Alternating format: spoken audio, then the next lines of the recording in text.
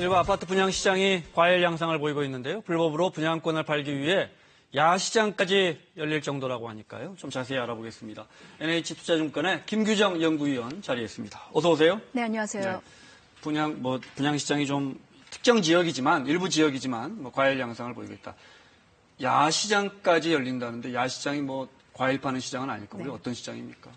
네, 지금 한밤중에 분양권, 당첨된 이런 분양 권리, 를 거래할 수 있는 네. 시장이 열리고 있는데요. 대표적으로 동탄신도시라던가 네.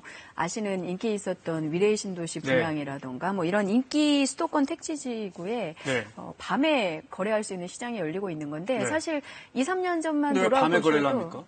일단 당첨자 발표일이 정해져 있잖아요. 네. 그날 12시를 기해서 당첨자가 발표가 됩니다. 그래서 그걸 확인하시면서 동시에 이제 거래 가격이라든가 이런 걸 확인하시기 위해서 네. 그 시장 같은데 모델하우스 네. 앞 같은데 모여가지고 이제 당첨 여부도 확인하시고 가격도 좀 체크해 보시고 그런 시장이 지금 열리고 있는 거죠. 예를 들어 제가 떴다방이 아니고 실수요자라고 해도 제가 당첨이 됐어요. 그럼 이제 궁금하잖아요. 그럼 이제 위례나 동탄이나 이렇게 요즘 이제 소위 잘 나가는 그냥 모델하우스 견본주택 앞에 가서 정보도 좀 얻으려고 갔다가 이른바 웃돈 프리미엄이라는 게 2천만 원, 3천만 원 줄 테니까 파실래요 하면 파는 겁니까, 그럼? 실제 그렇죠, 그런 시장이 밤에도 이루어진다. 네, 그런 거래를 위해서 나가시는데 실제 네. 현장 모습을 보면 네.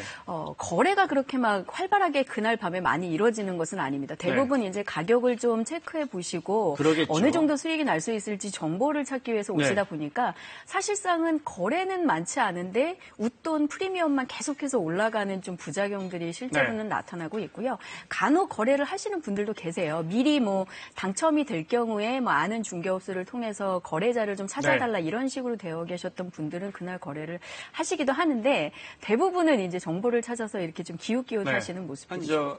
견본주택 가면 그 분양하시는 분이나 이른바 떴다방 분들이 명함 주시면서 혹시 당첨되시면 아주머니 저한테 연락 주세요라고 하는 경우도 있긴 있죠. 근데 이렇게 당첨됐다고 해서 다 팔 수 있는 겁니까? 전매 제한이라는 게 있는 거 아닙니까?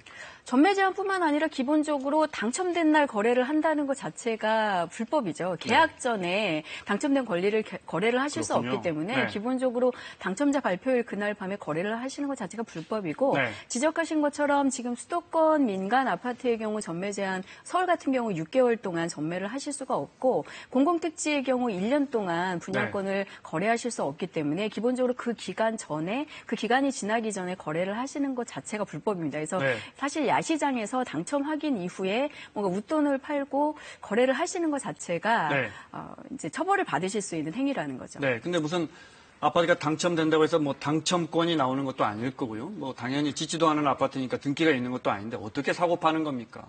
당첨된 권리에 대해서 이제 나중에 전매가 가능한 시점에 이제 소유권이나 이제 그 당첨 권리를 넘긴다는 식으로 이명 계약서를 쓰시고 공증을 받는 형태로 보통 진행이 되시고요. 근데 이제 이 경우에 좀 주의하셔야 되는 게 당첨이 되셨다 하더라도 뭔가 자격 요건에 좀 문제가 있거나 하면 당첨이 간혹 부적격자로 이제 무효 판정이 나시는 경우들도 있기 때문에 사실 구입하신 물건이 적격한 당첨 물건이 아닐 수도 있고 현장에서 그냥 그날 처음 본 중개업자 일부 분이시겠지만 그런 분들의 경우에 사기 사건이 생기는 경우들도 있기 때문에 일부 소비자분들이 관심 삼아서 나가보시긴 하겠지만 실제 거래에 뛰어드시는 것은 상당히 위험합니다. 네, 알겠습니다.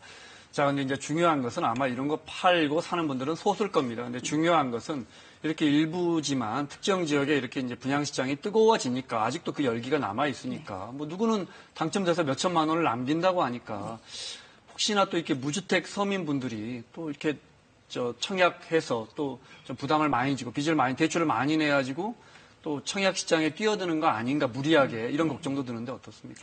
네, 실제로 최근 서울 강남권 재건축 시장 같은 경우에는 당첨하면 거의 몇 천만 원 1억에 가까운 웃돈이 붙기도 하고 미래 같은 데는 그랬죠, 실제로. 그렇죠. 실제로 그런 경우들이 있었고 지금 광명역세권이라든가 수도권에 좀 인기 있는 신규 신도시나 택지지구의 경우에는 잠깐 사이에 뭐 한 5천만 원에 육박하는 이런 웃돈이 실제로는 이렇게 형성이 되기도 하기 때문에 네. 그런 유혹을 좀 받으실 수 있을 것 같습니다. 근데 아무래도 지금 그런 웃돈을 목적으로 한 단기 투자를 희망하는 가수요자들이 워낙 그 시장에 많이 몰려 있고 네. 분양권 전매가 좀 이상 과열 현상을 보이고 있기 때문에 실수요자분들이 거주 목적으로 조금 안정적인, 좀 안전한 합리적인 청약이나 계약을 하시는 게 아니라 네. 그런 시장의 흐름에 휩쓸리시는 건 굉장히 위험할 수가 있어요. 네. 이런 웃돈을 얹어서 사고 파는 것들이 계속 진행되지 않으면 어떤 단계의 분들은 사실은 그거를 되팔지 못하고 이른바 폭탄 돌리기가 될 수 그렇죠. 있다. 고스란히 그 피해를 떠안으실 수 있게 될 수 있다는 거죠. 네.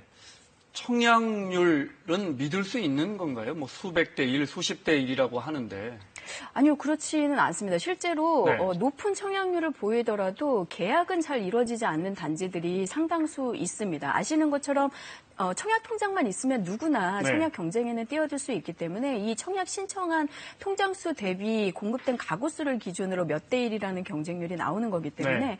수백 수천 대 1의 경쟁률이 나오더라도 혹시 이제 당첨은 됐지만 원하던 평형이 아니셨던 분들, 뭐 원하던 층이 아니신 분들 이런 분들은 계약을 계약을 안 포기하는 하시겠군요. 경우들도 네. 많아서 사실은 정확하게 그 단지가 좀 인기가 있고 수요가 많아서 가격이 오를 만한 건지를 확인하시려면 네. 지적하신 것처럼 계약률을 보시는 게 정확한데 일반인 분들이 계약률을 확인할 수 있는 정보가 아니기 때문에 네. 그 부분이 조금 어려운 부분입니다. 보통 우리가 근데 이제 1순위 청약이 뭐 1대 몇, 1점 몇 대 몇, 2대 몇을 넘었으면 웬만큼은 다 저 아파트가 팔렸구나, 분양됐구나 이렇게 아는데요. 네. 그렇지만 그 나온 공개된 청약률을 모두 믿을 건 아니다. 이 그렇죠. 말씀이시죠? 그리고 특히 예를 들어 강남 재건축 같은 경우 일반 분양 세대수가 100채도 안 되는 경우들이 많습니다. 네. 뭐 80몇 채, 90몇 채 이렇게 적은 수를 분양하는 곳에서는 특히 경쟁률이 더 높게 형성될 수도 있고 네. 이렇게 좀 단기 거래를 목적으로 투자성 수요가 투기성 네. 수요가 몰리는 곳에서는 거품이 네. 낄 수도 있기 때문에 그 수치를 맹신하셔서는 위험할 수 있습니다. 실제 지금 뭐 분양 시장의 열기가 뜨겁다고 하지만 뭐 여러 언론이 지적하듯이 수도권이나 지역은 또 굉장히 지역마다 편차가 크더군요. 예, 맞습니다.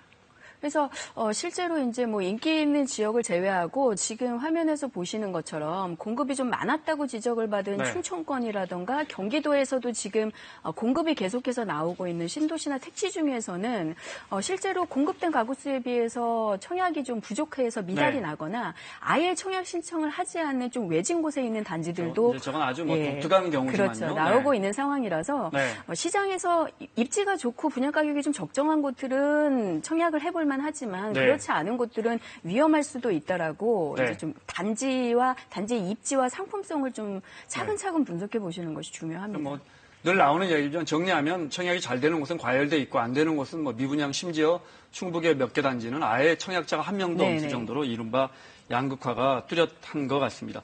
하나만 더 여쭤볼게요. 이런 가운데 이제 지난 2년 동안 분양 시장이 뜨겁다 보니까 아파트들을 많이 분양했단 말이죠. 이러다 보니까 한 2년 뒤에 그러니까 앞으로 한 올해 포함해서 2, 3년 안에 100만 가구 정도 입주를 하게 된다. 입주 쓰나미가 온다는데 이건 어떤 뜻입니까?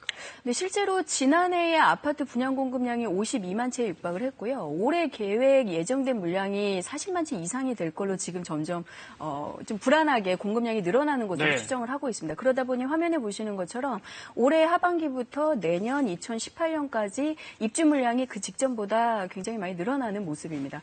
2016년부터 18년 지금 예정된 물량만 더해 보셔도 거의 네. 지금 100만 채에 가까운 물량인데요. 이런 입주가 한꺼번에 좀 몰리는 지역이나 특히 이제 뭐 신도시라던가 지방도시 같은 경우에는 그걸 수용할 만한 수요가 부족하면 네. 일시적으로 입주를 하지 않고 빈집 사태 같은 것들이 벌어진다던가 네.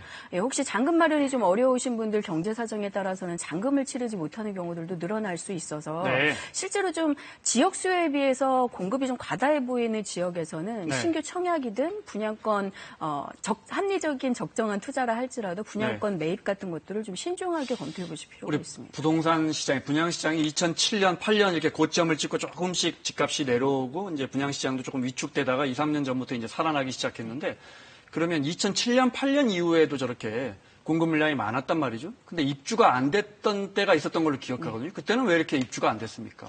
네, 실제로 금융위기 직전에 워낙 시장이 뜨거웠던 시점에서 공급량이 많았던 것들이 지역별로 소화가 되지 않았었던 부분들도 있고요. 금융위기 이후에 워낙 경제 상황이 안 좋아지면서 좀 무리한 대출을 이용하거나 좀 무리한 내 집 마련에 뛰어드셨던 분들이 자금 사정이 안 되니까 입주를 포기하시거나 네. 처분을 하시거나 이런 상황들이 벌어졌던 거죠. 그래서 한동안 지역별로 이제 단지는 다 지어졌지만 불 꺼진 아파트들이 상당히 이렇게 남아 있었거든요. 네. 그래서 그런 사태들이 일부 지방 도시나 외진 곳에서는 앞으로 이제 입주 공급량이 늘어나는 시점에 충분히 다시 발생할 수 있다라고 네. 조금 염두에 두실 필요가 역시 있습니다. 지역에 따라 다르겠지만 그런 시장이 그런 입주 대란이 지역에 따라 한 1년, 네. 2년 후에 나타날 수도 있다. 네, 그렇습니다. 지역에 따라 물론 다르겠지만. 알겠습니다. 정부가 불법 전매 단속 나서겠다고 방금 전에 소식이 들어왔습니다. 어떻게 보십니까? 네, 일단 당장 과열된 시장을 좀 잠재우기 위해서 이런 단속이라던가 모니터링이 필요하긴 한데 근본적으로는 지금 분양시장에 이렇게 가소여자들이 막 모여들게 된 게 너무 지금 청약시장에 진입할 수 있는 문턱이 좀 낮은 거죠. 재당첨 제한도 없고 전매 제한도 워낙 짧고 뭐 이런 것들을 좀 한번 총체적으로 점검을 해볼 필요가 있겠고요. 네. 상대적으로 불법 전매에 대한 벌금형이라던가 이런 무효형이라던가 이런 것들이 좀 약하다는 지적들이 있습니다. 네. 그래서 그런 부분들도 이제 후발적으로 시장을 좀 안정시킬 수 있도록 실수요자들이 피해를 보지 않도록 좀 점검할 필요가 있겠습니다. 알겠습니다. 일부 지역의 분양권 전매 실태 살펴봤습니다. NH투자증권의 김규정 연구위원이었습니다. 고맙습니다. 감사합니다.